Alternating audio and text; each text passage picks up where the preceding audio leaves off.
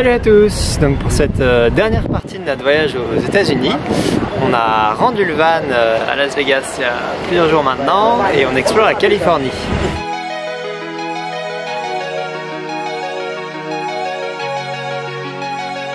On vient d'arriver à San Francisco où on va passer 4 nuits.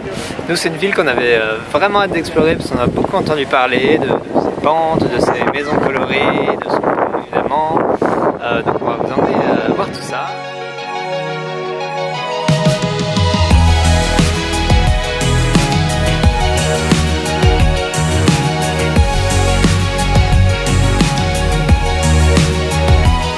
Aujourd'hui, quand on a fait pas mal de transports ces derniers jours pour longer la côte, on va commencer par downtown pour pas devoir prendre de bus.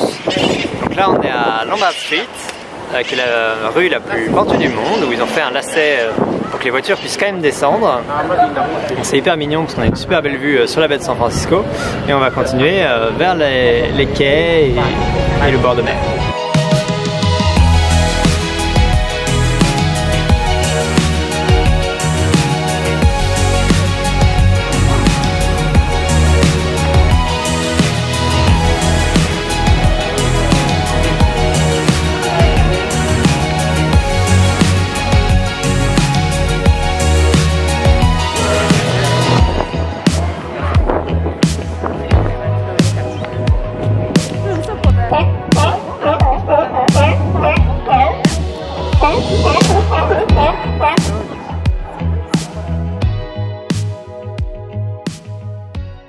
Ni hao, nous voilà arrivés à Chinatown. On le trouve le quartier beaucoup plus réussi que celui de Los Angeles.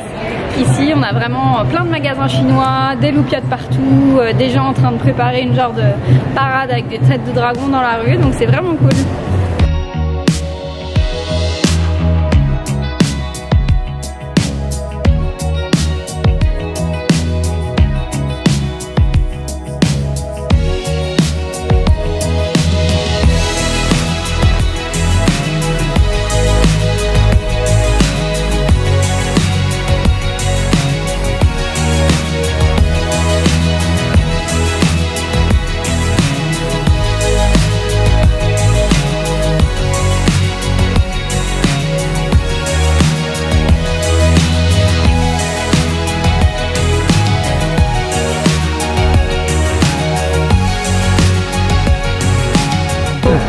San Francisco, aujourd'hui on est parti plus au sud et on va faire Mission, donc qui est le quartier un peu hispanique, et Castro qui est le quartier LGBT.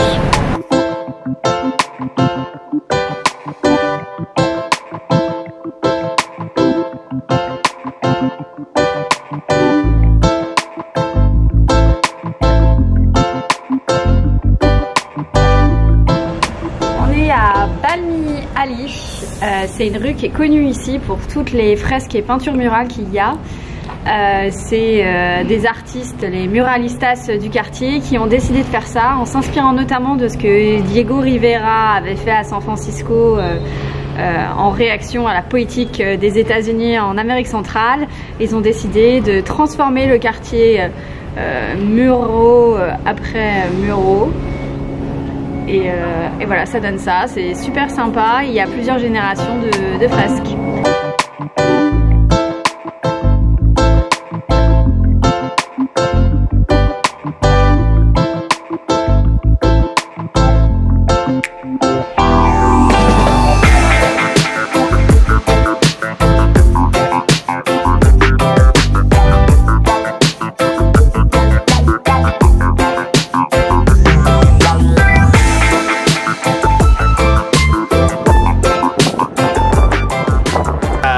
Castro, on a continué de marcher très Buena Vista et maintenant on arrive au quartier de Heights qui est le quartier de naissance du mouvement hippie. Donc on sent encore bien la présence hippie, tout est coloré, c'est vachement cool.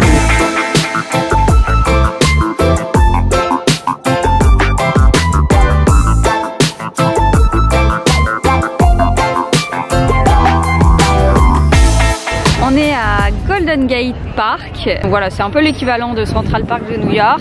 Il y a plein de pelouses, il y a énormément d'espace, d'arbres, etc. pour se poser.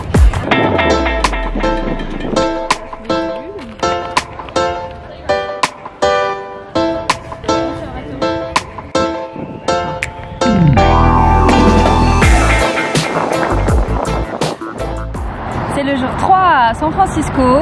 On a rencontré quelques difficultés techniques ce matin, donc on est un peu sur un départ tardif, mais on a fini par arriver au pont du Golden Gate. Donc le pont est emblématique et le symbole d'ailleurs de la ville.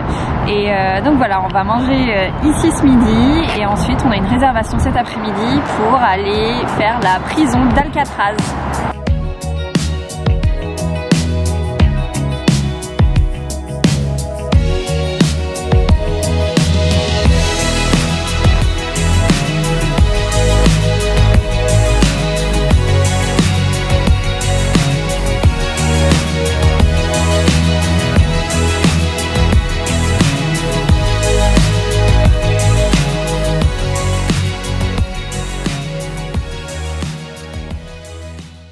Visite donc la prison d'Alcatraz, donc ici sur un peu une grosse île en face de San Francisco, qui est une prison qui a été ouverte pendant une vingtaine d'années à partir des années 60 je crois, où ils envoyaient tous les criminels qui étaient les plus compliqués à gérer des prisons des États-Unis.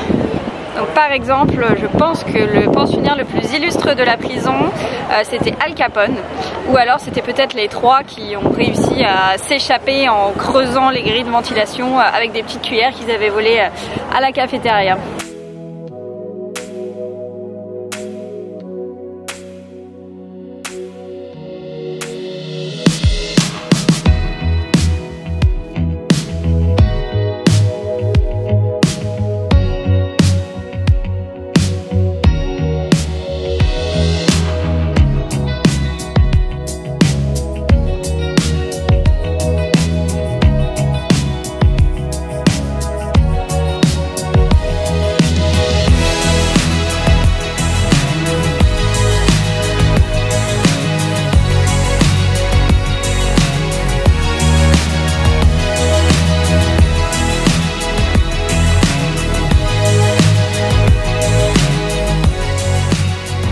quitte San Francisco aujourd'hui pour rejoindre Yosemite. Et comme on en a rendu le van la semaine dernière, il faut qu'on fasse ça en transport en commun, ce qui aux États-Unis n'est pas si simple. Donc là on a déjà pris un bus pour rejoindre la gare de San Francisco qui est à l'extérieur de la ville, puis fait 4 heures de train, ouais. Et maintenant on va prendre un deuxième bus pour aller à Yosemite.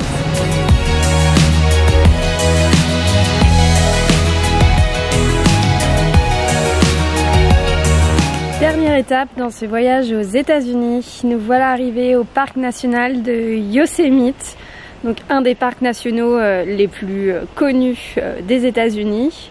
Celui-ci est notamment connu parce qu'il y a des immenses séquoias et il y a beaucoup d'ours dans le parc. Qu'est-ce que tu regardes? Rien. Un ours? Non.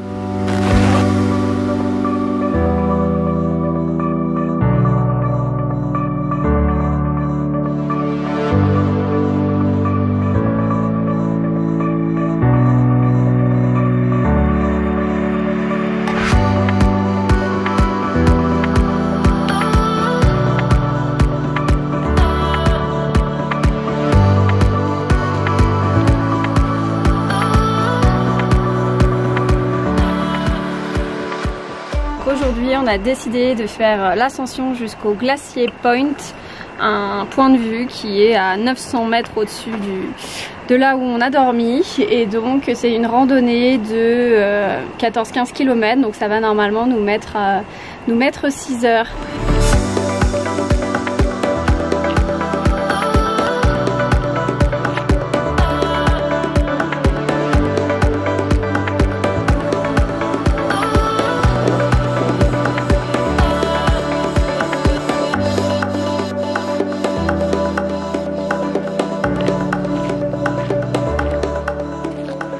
On vient de croiser deux randonneurs qui allaient dans l'autre sens, donc en descendant, et ils nous ont dit qu'il y a à peine 10 mètres, ils avaient vu un ours un peu en contrebas du chemin. Donc là on est un peu à la fois tendu et excité, genre on se dit qu'on va peut-être voir un ours genre là maintenant, mais on sait pas trop à quel point il est loin.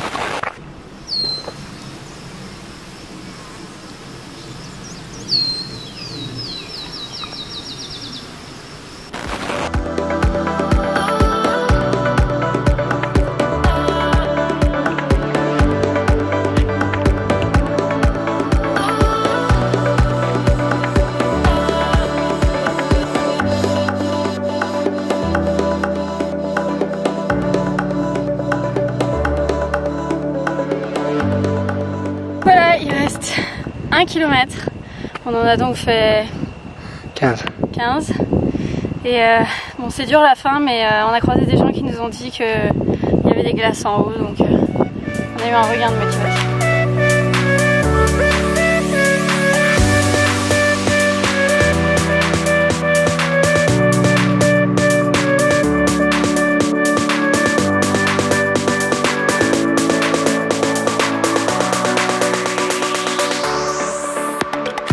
Donc on a fini la rando, enfin on a presque fini puisque maintenant il faut encore qu'on redescende au camping et comme on n'a pas de voiture, eh ben, il faut qu'on fasse du stop pour y arriver. C'est parti. Regardez qui s'est arrêté pour nous prendre. Et nous voilà au camping. On est tombé sur un Tibétain après allez, 10 minutes de stop qui nous a ramené direct de Glacier Point tout là-haut au camping jusqu'ici, qui est dans la tente quasiment juste à côté de nous. Donc c'est parfait.